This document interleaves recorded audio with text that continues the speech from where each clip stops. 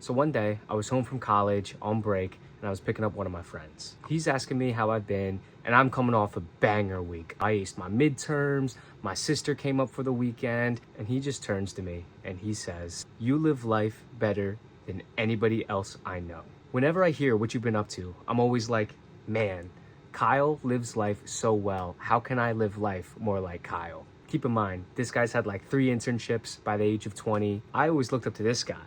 He was 100% right. I've always been the happiest person I've ever known. And people have asked me over the years how I do it. And one day I thought, you know what? This would make a perfect YouTube video. You know that one guy slash girl that is always complaining about somebody, like their friends, their family, their significant other, and then proceeds to keep spending time with them? People like that always blow my mind because I just don't know why you would choose to spend more time with somebody if you simply didn't like them. But I see this all the time. I think Swoozie once said, "I don't trust nobody that talks smack about someone then hangs out with them the next day." There are some people that you can't avoid. Your boss, your family, your coworkers, but your friends are people that you have 100% choice over. They say don't ever settle in a relationship, so why would you settle when it comes to your friends? Now, I've surrounded myself with a lot of successful people in my life. Not saying I'm one of them, but I've surrounded myself with them. So I've seen plenty of type A workaholics that just run themselves to the ground. In a marathon, there's no award for somebody that runs the first mile really fast and then can't finish the race. In college, I told myself if I ever couldn't go to the gym, get a good night's sleep, or hang out with my friends, then I needed to quit something. Luckily, I never got to that point, but I meant it. Those were my non-negotiables. Maybe yours are different. Maybe it's playing pickup basketball on the weekends or calling your boyfriend or girlfriend. But you need to have some non-negotiables in place. Because if not, that's when you look back at your life years from now and think, dang, I wish I did more. All I did was work. Now, on the other side of the spectrum, you can't just abandon all of your responsibilities and do whatever you want all the time. If you play video games and just lay around and eat junk food all day, you're going to be happy for probably a day or two.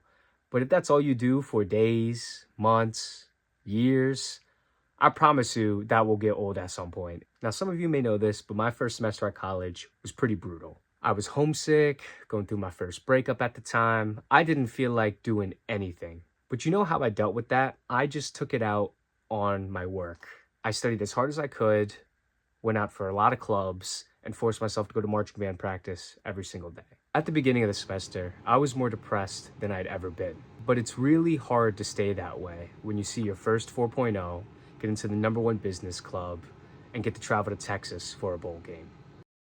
So many people I talk to waste so much time and so much brain power worrying about others. They compare themselves to others, crave validation on social media, and constantly gossip about other people's lives. Every second you spend worrying about others is less time you're focusing on bettering yourself.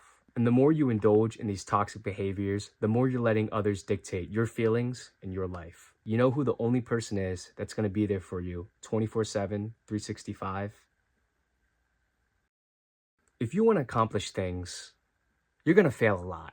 You're going to have mistakes, you're going to get rejected, you're going to have some pretty big L's. And you can either lay awake at night and dwell on them, or you can learn from them and move on. You have to see every loss as part of an eventual win. A lot of things in life are just numbers games. Applying for internships, getting leads, asking out girls. You may go 0 for 1, 0 for 5, maybe even 0 for 10. But after 20, 50, 100 attempts, you're going to get an interview or a date.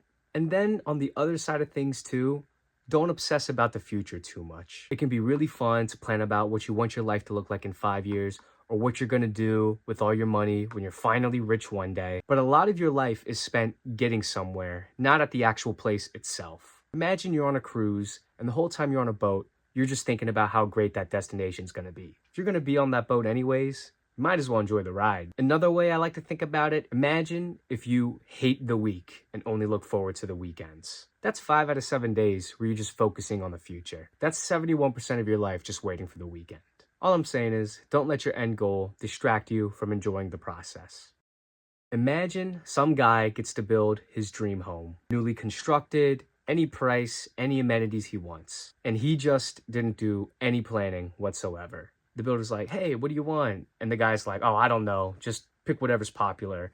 Oh, what color? And he's like, whatever's the cheapest. How many bedrooms? It just picks a random number. It ends up being like a log cabin with 9 bedrooms, painted gray. And the guy comes to the builder and he's like, what the heck, dude? I hate this. It's kind of hard to say that that wasn't completely that guy's fault, right? How can you not think about what you want, do zero planning, and expect to be happy with that home? In that same way, how can you not think about what you want, do zero planning, expect to be happy with your life? The sad truth is that people either think about this when A, it's way too late, or B, not at all. And they never get to be as happy as they could have been because they chose to marry the wrong people, move to the wrong cities, and work in the wrong industries that didn't align with their happiness. All right, so for my last rule for happiness, it's a simple one, but it's so true, and it's to have a positive outlook. So many people take things for granted when there's so much in life to be happy about. If you have family members that are alive, that's something a lot of people don't even have. Maybe your parents are divorced, or your family argues all the time, or your little sibling's really, really annoying.